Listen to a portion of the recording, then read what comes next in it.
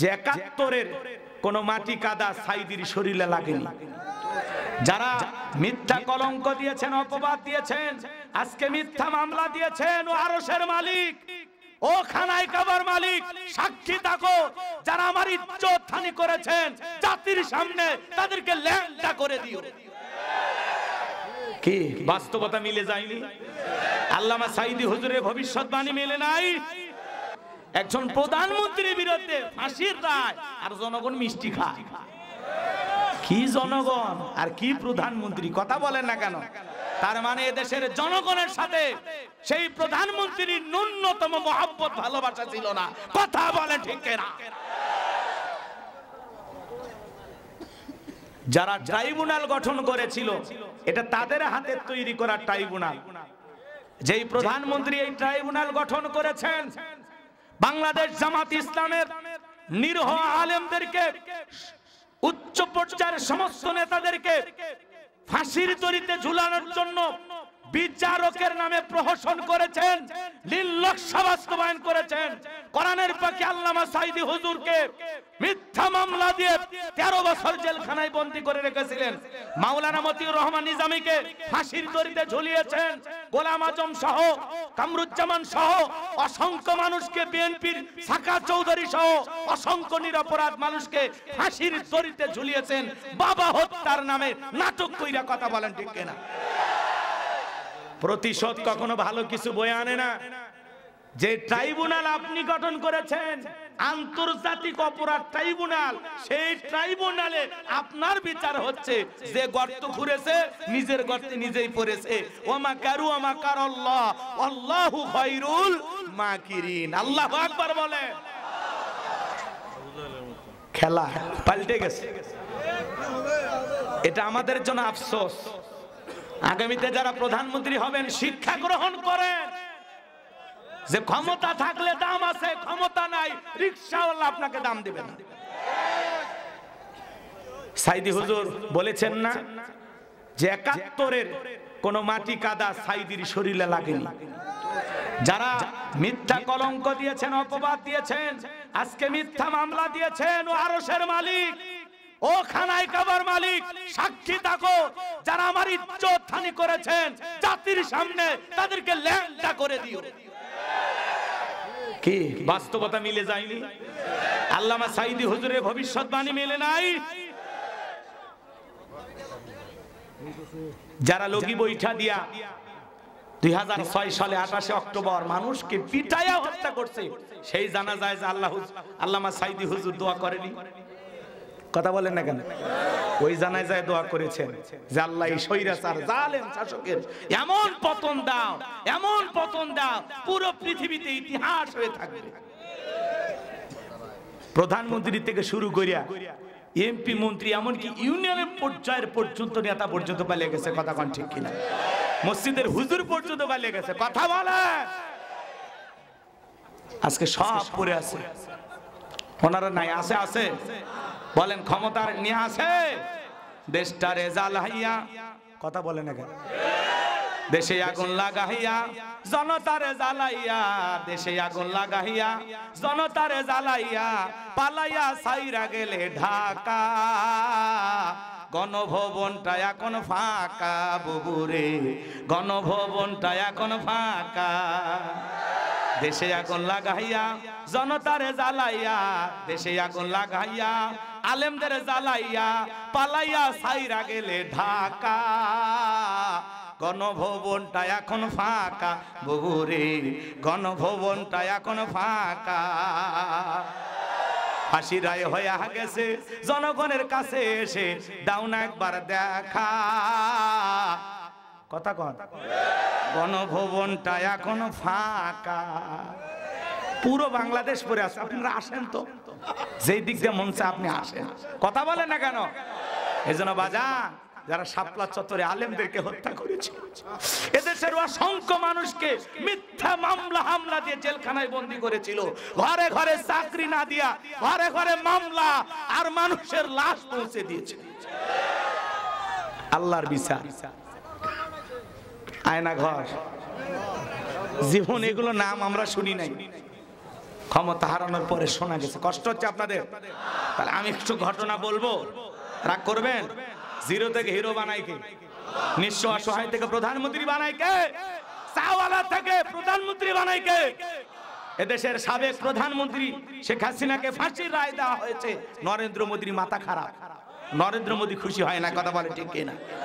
পুরো বিশ্ব তাকিয়ে দেখলো, যারা বিচারক তাদেরকে বিভিন্ন ভারতের নাম্বার থেকে যারা বিচারকের দায়িত্ব পালন করেছেন তাদেরকে হুমকি দেওয়া হয়েছিল যে এখনো সময় আছে, আপনার রায় থেকে সরে আসেন, আপনাদের পরিবারকে গুম করা হবে, আপনাদের উপরে বোমা নিক্ষেপ করা হবে। এই বিচারকদেরকে আমরা ধন্যবাদ জানাই, স্যালুট জানাই, তারা আপোষ করে নাই, কথা বলেন ঠিক কিনা?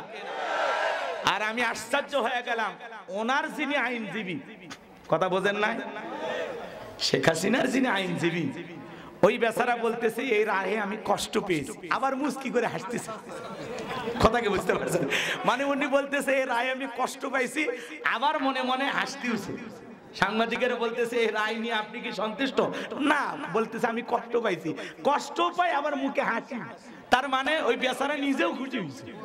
কথা কন, ওনার যে আইনজীবী উনি নিজেও এই ফাঁসি রায় হওয়াতে খুশি হয়েছে, না হলে উনি হাসে কে? আচ্ছা, মানুষ হাসে? ওনার তো রাগ খুব করে কথা বলার দরকার ছিল যে না, এই রায়ে আমরা কোনো মতেই খুশি হয়নি, উনি তো নিজে ইচ্ছা করে অপরাধ করেনি, এগুলো প্রশাসন করছে, অমুক তমুক করছে, এখানে আমাদের সাবেক প্রধানমন্ত্রী শেখ হাসিনা কোনো মতেই দায়ী ছিল না, তার উপরে দুধ চাপানো হয়েছে, এটা একটা মিথ্যা রায় দেওয়া হয়েছে, এই রাম মানি না, মানবো, এরকম রাগ করে বলার কথা ছিল। কিন্তু উনি বলতেছে এই রায় আমি কষ্ট পাইছি, আবার মুস্কি মেরে হাসে। উনি আবার বলতেছে যে এখন আর কিছু করার নাই, যিনি ভিকটিম উনি যদি সশরীরে আসে 30 দিনের মধ্যে আপিল করে তাহলে সমস্যা নাই।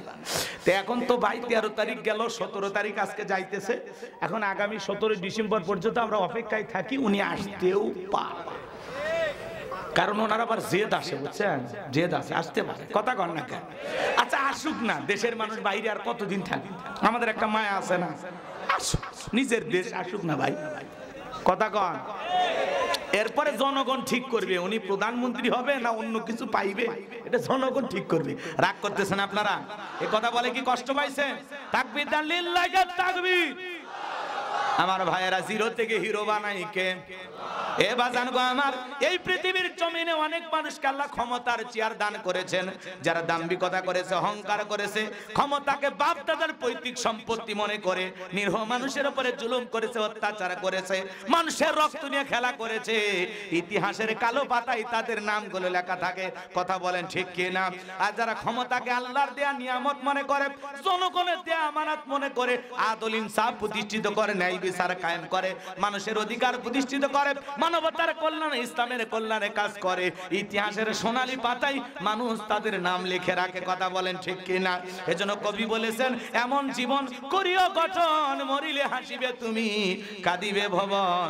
যারা 41 সাল পর্যন্ত টিকে থাকার স্বপ্ন দেখেছিল, আজকের 17ই নভেম্বর 2025 সালে সেই সাবেক প্রধানমন্ত্রী, এমপি, মন্ত্রীদের বিরুদ্ধে ফাঁসি রায় ঘোষণা হয়ে গেল।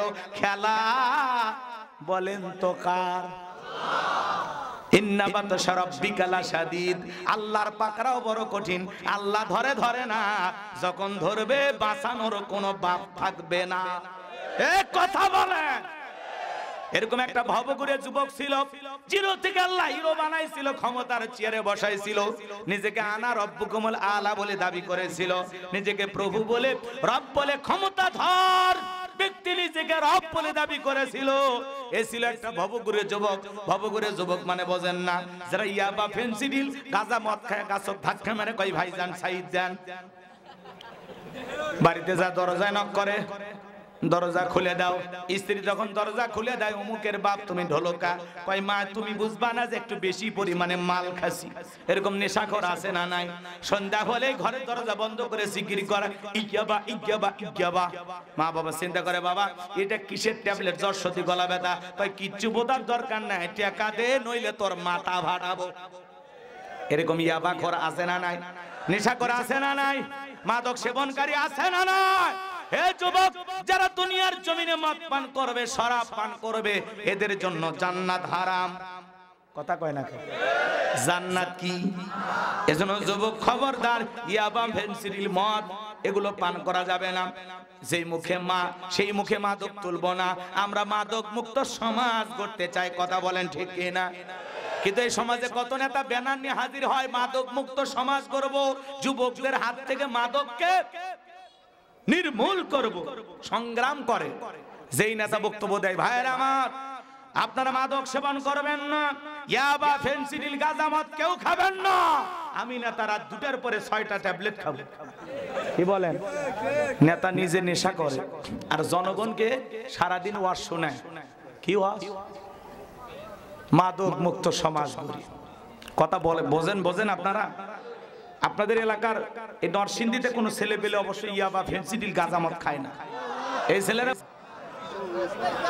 কোন কোন যুবক আছে ইয়াবা, ফেনসিডিল, গাঁজা, মদ খাবে না? এই যুবক ওই আজে বাজে ইয়াবা, ফেনসিডিল, গাঁজা, মদ না খাইয়া ওই টাকাটা জমাইয়া বউকে যদি প্রত্যেকটা মাসে একটা করে 3 পিস কিনে দিতে পারো, জীবনে কিছু না পাও, অন্তত 12টা মাসে 12টা বাসরাত পাইবা।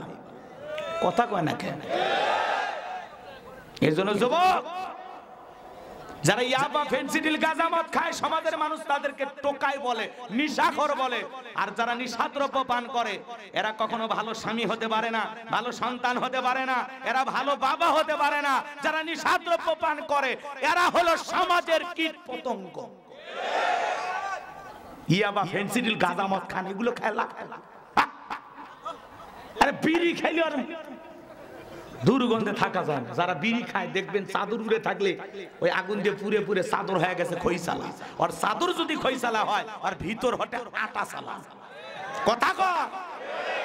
আমার এক শালি আছে, ওই দুলে ভাই দেখে শুনে সিগারেট খোরের সাথে বিয়ে দিয়েছে। আমি কইছি আমি কি বিয়ে দিছি? আমি দিলে তো হুজুর দেখে দিলাম। তখন বলছে না দুলে ভাই বাপ মা দিছে, আপনার দোষ নেই। 2 প্যাকেট করে লাগে দুলে ভাই। কাছে যখন আসে আমি ওড়নাটা মুখের উপর দিয়ে থুই, বাকি জায়গায় যা হয় হয়ে যায়।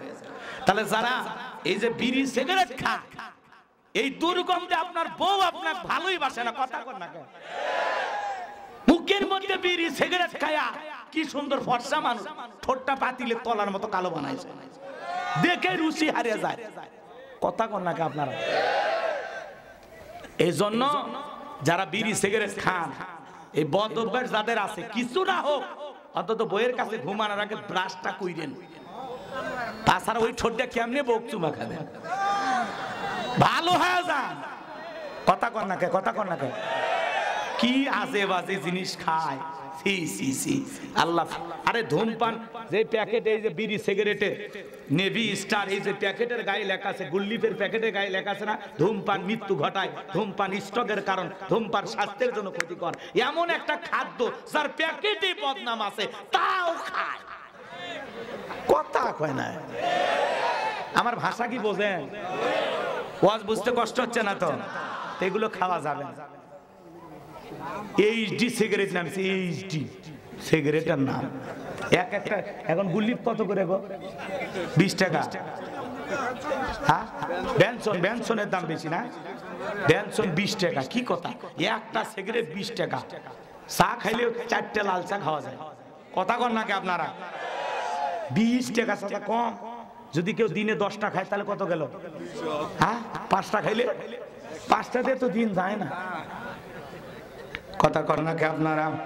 এই জন্য যুবক তোমাদের পায়ে হাত দিয়ে অনুরোধ করে বলে যায়, ও মাধবদীর যুবকেরা, কারা কারা আছো হাত তুলে ওয়াদা দাও জীবনে কোনোদিন নিশাদ্রব্য পান করবা না। আজকের এই জান্নাতের বাগানে ওয়াদা দিতে পারলে আল্লাহ রাব্বুল আলামিন জান্নাতের ভিতরে 4টা নহর রেখেছেন, দুধের নহর, মধুর নহর, পানির নহর আর হলো শরাবের নহর। স্পর্শ করে নাই পৃথিবীর কেউ, যাইবেন খাইবেন কোনো বাধা নাই। দুনিয়াতে মদ খাওয়া হারাম, জান্নাতে গেলে যায়। জান্নাতের ভিতরে শরাবের নহর আছে, সুবহানাল্লাহ কোন। ওইটা খালে মাতলামি হবে না, নেশা হবে না, খুব সুস্বাদু সুন্দর, সুবহানাল্লাহ কোন। রাগ করতেছেন নাকি? তাহলে বলেন দুনিয়ারটা খাবেন না জান্নাতেরটা খাবেন? তাহলে হাত তুলে দেখেন কোনটা খাবেন। জান্নাতেরটা খাবেন তো ইনশাআল্লাহ। তাহলে দুনিয়ারটা ছেড়ে দেওয়া লাগবে। যা করছেন ভুল করছেন তওবা করে ফিরে আসেন, কারণ তওবা কবুলকারী কে? যে বান্দা অপরাধ করে গুনাহ করে ফিরে আসে আল্লাহ সেই বান্দার উপরে খুশি হয়। কথা বলেন না কেন? আমাদের আল্লাহ এমন এক আল্লাহ, শেষ রজনীতে প্রথম আসমানে আইসা বলে, কে আছো গুনাহগার, কে আছো অন্যায় করেছো, অপরাধ করেছো, নফসের ধোঁকায় পড়ে শয়তানের ওয়াসওয়াসায় পড়ে অনেক পাপ করেছো, আমি আল্লাহর কাছে মাপ চাও, আমি আল্লাহ তোদের গুনাহ মাফ করে দিব। দুনিয়াতে অপরাধী খোঁজা হয় শাস্তি দেওয়ার জন্য, আর আমার আল্লাহ এমন এক আল্লাহ, আল্লাহ তার অপরাধী বান্দাকে খোঁজে মাফ করে দেওয়ার জন্য। সুবহানাল্লাহ, কি দয়ার আল্লাহ পাইছি। সুবহানাল্লাহ বলেন আমার ভাইয়েরা। তাহলে এই ভবঘুরের যুবকের নাম ছিল কাবুস, বলকিয়া বলা হতো। কিপ্তিদের তরফ থেকে নাম ছিল রামশিস। মিশরের বাদশা হওয়ার পর উপাধি নাম হলো ফেরাউন। এই বাল্যকালের বন্ধু হামানকে নিয়ে মিশরে চলে গেল। মিশরে যাওয়ার পরে সর্বপ্রথম হলো তরমুজের ক্ষেতের লেবার, এরপরে মিশরের সরকারি গোরস্থানের দারোয়ান লাগবে।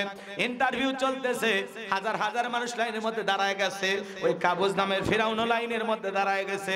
একে একে এইবার যখন ফিরাউনের পালা, দেখে বলে, বাদশা বুক ভরা আসেন, এই ভিন দেশ থেকে আপনার দেশে এসেছি, আপনি যদি চাকরিটা আমারে দেন সারা জীবন আপনার প্রতি কৃতজ্ঞ থাকবো।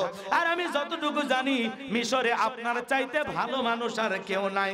কথা আছে দুষ্ট লোকের মিষ্টি কথা, এমন ভাবে কথাগুলো উপস্থাপন করলেন, বাদশার মায়া লাগে গেল। বাদশা ডেকে বলে, ইন্টারভিউ বন্ধ করো, এই গোরস্থানের দারোয়ানের চাকরি এই কাবুস নামের ফিরাউনকে দেওয়া হলো। এইবার মিশরের সরকারে গোরস্থানের দারোয়ানের চাকরি পাইছে। ফেরাউন চিন্তা করে, বাদশা প্রতি মাসে বেতন দিবে, ঠিক আছে, বেতন দিয়ে চলবে না, আমার সাইড ইনকাম করা দরকার। এইবার ভাইয়েরা আমার, কবরস্থানে যারা লাশ দাফন করতে আসে ওদেরকে ডেকে বলে, শোনো, লাশ প্রতি আমার একটা করে দিরহাম দেওয়া লাগবে, না হলে আমি এই কবরস্থানে লাশ দাফন করতে দেব না। জনগণ চিন্তা করে, একটা দিরহামের জন্য লাশ পয়সা গুলো শেষ হয়ে যাবে, কবে বাদশার কাছে বিচার পাবো? অতএব একটা টাকা যদি পাই এই ছেলেটাই পাক। আজও ঢাকা শহরে বিভিন্ন কবরস্থানের সাদাবাজি আছে না নাই?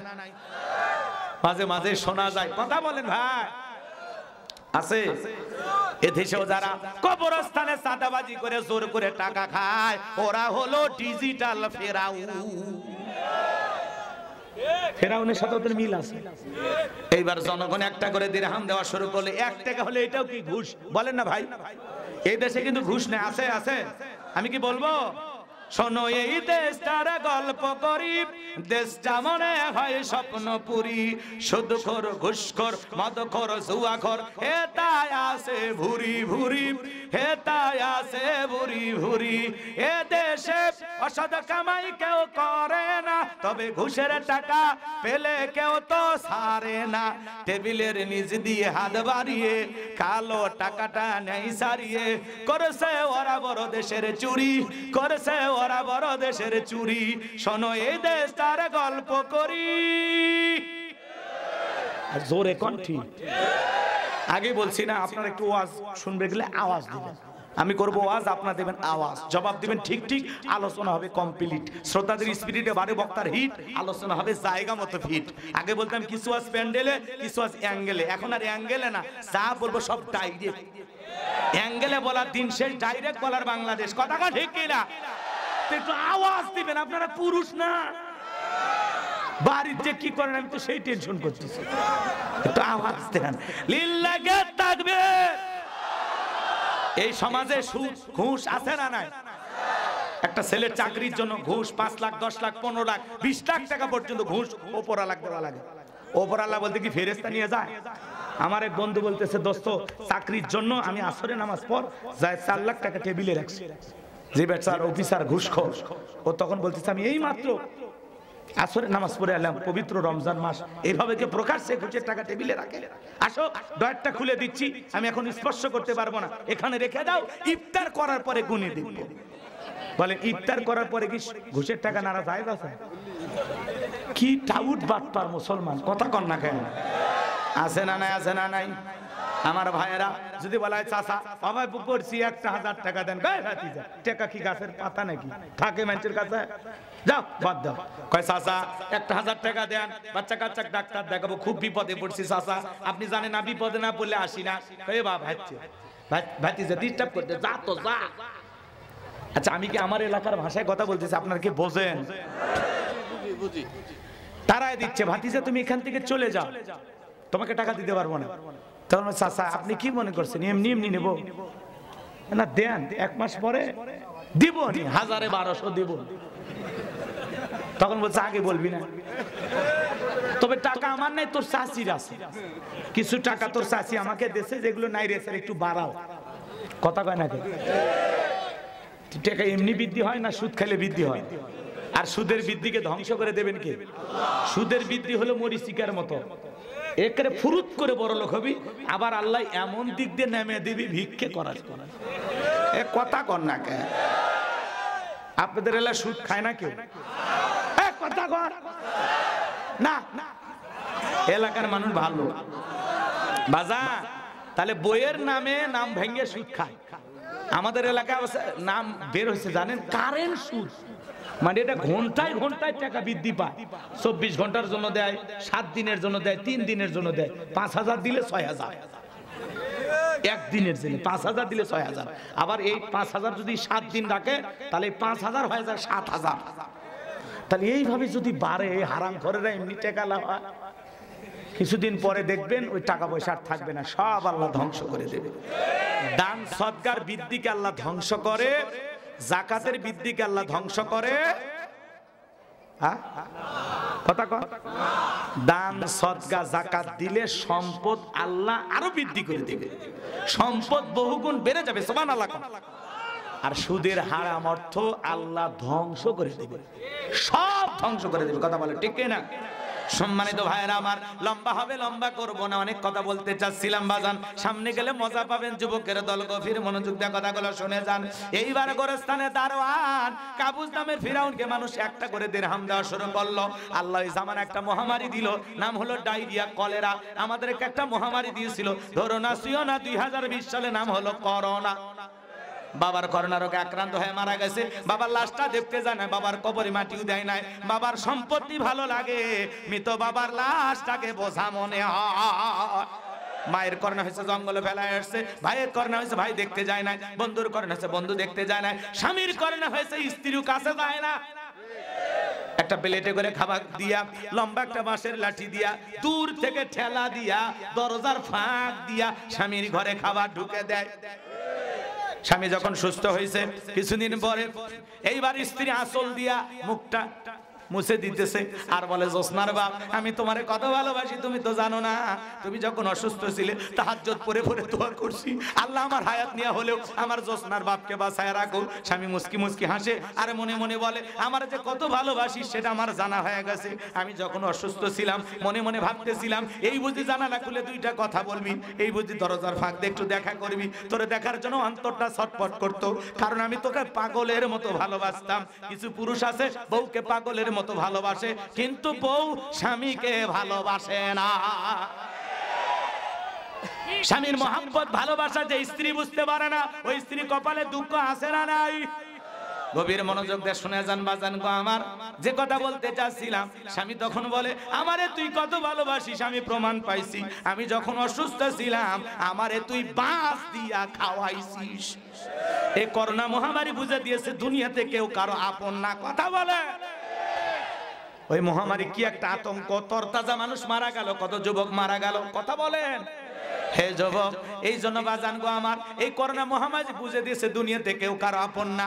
আপনি মনে করেন আপনি মারা গেলে আপনার ফ্যামিলির লোকজন অচল হয়ে যাবে, দুর্মিয়ে ভুল ধারণা আপনি বসে আছেন। আপনি মরে গেলেও সব আপন গতিতে চলবে, আপনার জন্য পৃথিবীর কোনো কাজকর্ম থেমে থাকবে না।